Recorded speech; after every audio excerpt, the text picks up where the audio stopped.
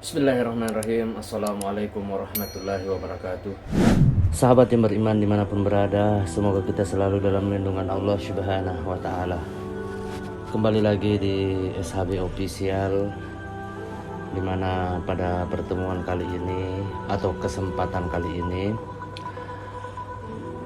saya akan mencoba mengangkat pembahasan masih seputaran mimpi Muhammad Qasim, di mana yang berjudul Kehancuran Timur Tengah dan Pendirian Bangunan Islam. Sahabat yang beriman, sebelum kita lanjut ke pembahasannya, jangan lupa untuk subscribe, like, dan share. Baiklah sahabat yang beriman dimanapun berada, semoga kita selalu dalam lindungan Allah Subhanahu wa Ta'ala. Bismillahirrahmanirrahim. Allahumma salli ala Sayyidina Muhammad wa ala ali Sayyidina Muhammad. Segala puji bagi Allah Subhanahu wa Ta'ala, Rabb semesta alam. Salawat dan salam kepada Nabi kita, Nabi Muhammad sallallahu alaihi wasallam, keluarganya, para sahabat-sahabatnya, dan orang-orang yang mengikuti mereka hingga akhir zaman. Baiklah sahabat yang beriman, mengenai pembahasan kita yang masih dalam seputaran mimpi Muhammad Qasim, di mana tentang kehancuran Timur Tengah dan pendirian bangunan Islam. Di dalam mimpi Muhammad Qasim, ia mengatakan, "Aku menemukan diriku berada di sebuah rumah yang berada di Timur Tengah. Ini adalah rumah yang sangat besar, tetapi desainnya kuno. Ada banyak ruangan di dalam rumah dengan cat berwarna hijau. Ada orang-orang di kamar ini yang semuanya sibuk dengan pekerjaan mereka masing-masing.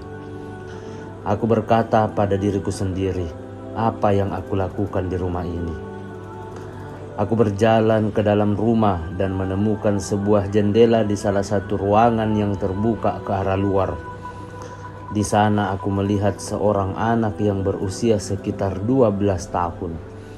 Dan dia sedang melihat sesuatu melalui jendela itu. Lalu aku juga melihat keluar melalui jendela itu dan melihat sebuah rumah dari kejauhan. Rumah ini sangat modern dan terlihat seperti bangunan besar dan banyak orang di sana. Aku juga melihat seorang pria yang memiliki mobil merah dan dia sedang mengendarainya. Aku merasa pria ini adalah kepala rumah tangga dari rumah tersebut. Dia sedang mengendarai mobilnya dengan melakukan berbagai atraksi yang berbeda-beda, dan orang-orang di sekitar mulai memujinya. Pria itu memang melakukan atraksi yang cukup bagus. Kemudian aku berjalan menuju ruangan lain dan ada seorang anak yang berdiri di sana. Ia berlari ke arahku dan menyapaku sambil menyebutkan namanya, dan aku menyapanya kembali. Dia berkata kepadaku, "Apakah kamu melihat bagaimana orang itu mengendarai mobilnya?" Aku berkata kepadanya, "Ya, aku melihatnya. Ini adalah hobi orang-orang kaya. Dia memiliki sebuah mobil dan juga area yang luas sehingga dia dapat melakukan atraksi yang sangat bagus." Kemudian anak itu berkata kepadaku, "Maukah kamu bermain bola kasti denganku?" Aku memiliki tongkat pemukul dan bola. Aku membalasnya, "Ya, mengapa tidak?" Sahabat yang beriman, dalam mimpi Muhammad Qasim juga mengatakan, tiba-tiba ibunya memanggil dari ruangan lain dan berkata, "Selesaikan pekerjaan sekolahmu dulu, kemudian bermainlah setelah itu." Kemudian anak itu berkata kepadaku, "Tolong tetap di sini dan aku akan kembali setelah menyelesaikan pekerjaan sekolahku. Aku akan membawa kembali tongkat dan bolanya juga." Aku mengatakan kepadanya, "Baiklah, aku akan menunggumu di sini." Kemudian tiba-tiba sesuatu muncul di benakku untuk berjalan menuju jendela lagi dan memperhatikan pria dengan mobil merah itu. Setelah beberapa saat berdiri di sana, seorang pria lain mendekati jendela dan mulai menonton aksi mobil merah itu. Aku melihat rumah modern itu dibangun dengan kuat dan terlihat sangat bagus. Pria dengan mobil merah berteriak dengan bangga, "Lihat, aku dapat melakukan aksi yang sangat bagus." Tiba-tiba aku mendengar suara aneh dari dasar tembok rumah itu dan bumi di sekitarnya mulai tenggelam. Dinding rumah juga mulai runtuh setelah itu. Setelah melihat ini, aku memberitahu pria yang berdiri di sana, bumi akan tenggelam dari sana dan dindingnya juga akan runtuh. Dia terkejut melihat ini dan berkata, "Bagaimana bisa terjadi? Rumah itu sangat kuat." Aku berkata, "Ya, tapi aku khawatir jika puing-puing dari dinding rumah itu akan menimpa rumah kita dan merusaknya." Dia menjawab, "Tidak, ini tidak mungkin. Rumah itu jauh, bahkan jika dindingnya runtuh, puing-puingnya tidak akan sampai ke sini." Kemudian aku melihat bahwa bumi di depan rumah itu mulai tenggelam dan salah satu dinding sampingnya runtuh. Bumi mulai tenggelam dengan sangat cepat, tetapi orang-orang di sekitarnya tidak memperhatikannya. Mereka sibuk menyaksikan aksi pria dengan mobil merah itu. Pria itu sendiri juga tidak memperhatikan situasi itu. Aku berkata pada diriku sendiri, bumi di bawah rumah ini sedang tenggelam dan orang-orang tidak peduli dan mereka hanya sibuk memuji orang itu. Lalu tiba-tiba pria itu membelokkan mobilnya menuju arah parkiran. Bumi sudah tenggelam dengan sangat cepat dan beberapa orang memuji pria itu juga tertelan oleh bumi. Yang lain mulai berteriak ketika mereka melihat tenggelam ke dalam bumi. Karena dinding yang runtuh dan tanah yang tenggelam, ada banyak debu di sekitarnya. Begitu orang itu mencapai tempat parkir dan dia akan memarkir mobilnya, bumi tenggelam dan orang itu tenggelam sangat dalam bersama mobilnya. Aku sangat sedih melihat ini dan bertanya kepada pria di sebelahku, "Apakah menurut kamu orang itu masih hidup?" Dia berkata, "Tidak, dia pasti sudah meninggal." Aku berkata, "Ya, setelah terkubur di dasar tanah, dia pasti meninggal karena lemas." Setelah melihat pemandangan yang mengerikan ini, aku berkata, "Aku harus keluar dan memperingatkan orang-orang untuk keluar dari sana karena rumah itu sedang runtuh." Pada saat aku sampai di luar, bumi mulai tenggelam lebih cepat sehingga kerusakan yang terjadi semakin parah. Kemudian bumi terus tenggelam hingga mencapai rumah tempatku berada. Bumi juga tenggelam dari bawah salah satu dinding rumah ini dan dindingnya ikut runtuh. Kemudian salah satu ruangan rumah juga ambruk dan menimbulkan debu di sekitarnya. Aku jadi khawatir jika bencana telah sampai di sini dan apa yang akan terjadi selanjutnya. Tiba-tiba bumi berhenti tenggelam di dekat pintu masuk utama rumah ini sehingga penghuni rumah bisa keluar. Aku mengucapkan terima kasih kepada Allah Subhanahu wa Ta'ala karena bumi telah berhenti tenggelam. Ketika aku melihat tanah yang tenggelam itu, luasnya sama seperti luas rumah itu. Aku melihat beberapa potong besi di tanah yang tenggelam dan ada pola serupa di tanah itu. Besi itu dipotong secara terorganisir dalam garis-garis seolah-olah seseorang sedang meruntuhkan rumah-rumah ini dengan perencanaan yang tepat. Kemudian aku berpikir bahwa aku harus cepat. Aku berlari ke dalam dan berteriak, "Keluar rumah ini karena bumi di bawah rumah ini akan tenggelam." Beberapa orang mendengarkanku dan mereka membawa keluar barang-barang mereka. Kemudian aku menyadari bahwa beberapa barangku juga ada di sana. Aku segera pergi ke kamar untuk mengambil barang-barangku. Setelah melihat barangku, aku merasa bahwa Allah Subhanahu wa Ta'ala membantuku mendapatkan kembali semuanya. Setelah mengambil barang-barangku, aku teringat anak kecil tadi dan menemukannya di salah satu kamar. Aku katakan padanya untuk keluar dari sana karena rumah ini akan runtuh.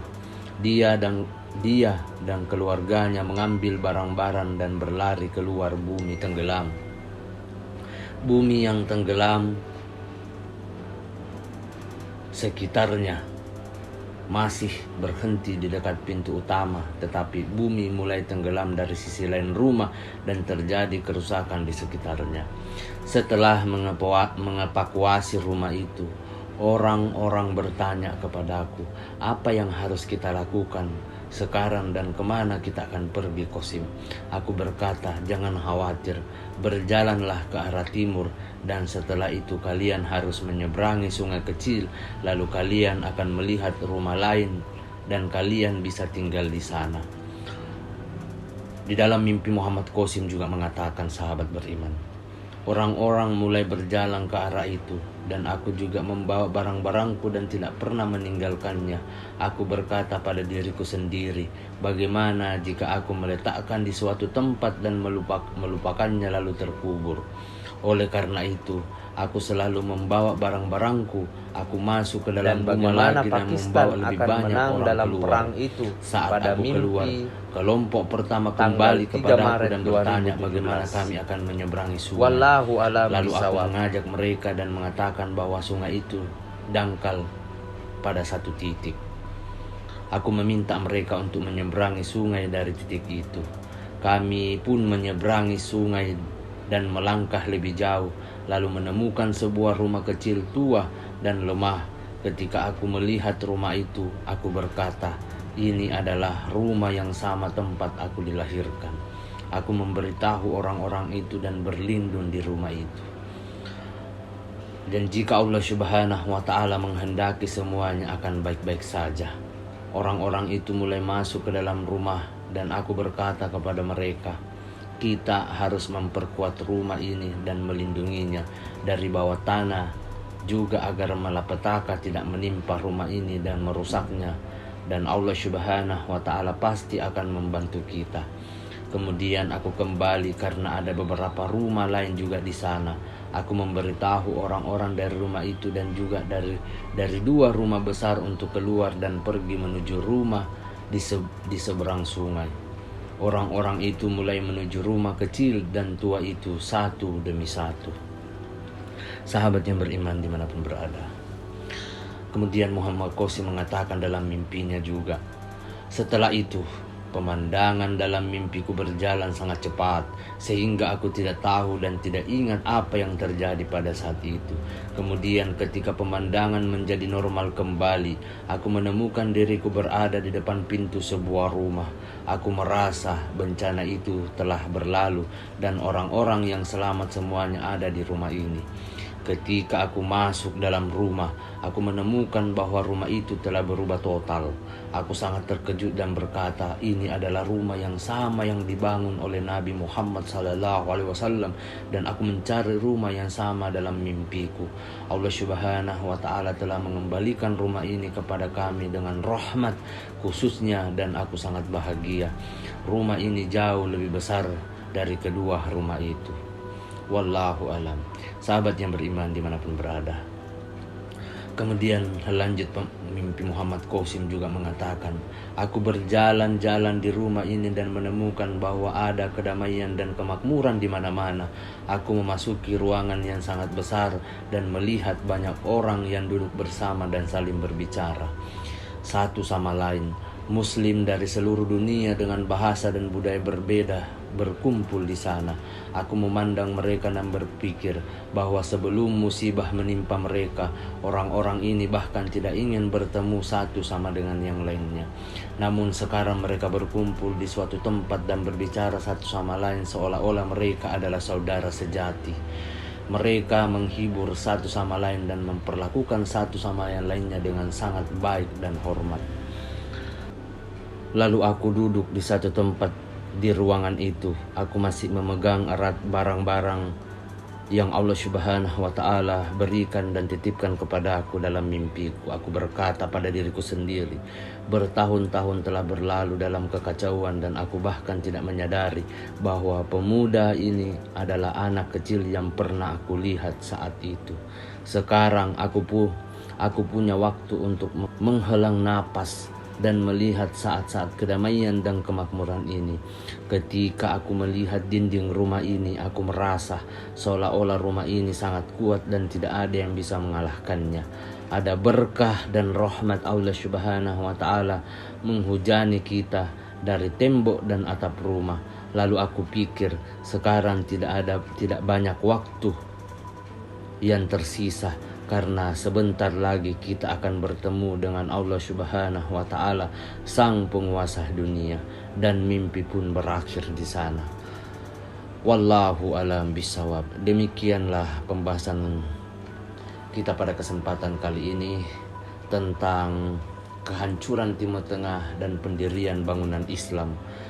Sebagai kesimpulan dari pembahasan kita kali ini, yaitu yang pertama, jangan pernah berhenti dan jangan pernah berhenti untuk saling menolong, untuk saling memberikan informasi yang baik demi kebaikan kita sesama dan demi kebaikan umat muslim sejatinya dimanapun berada.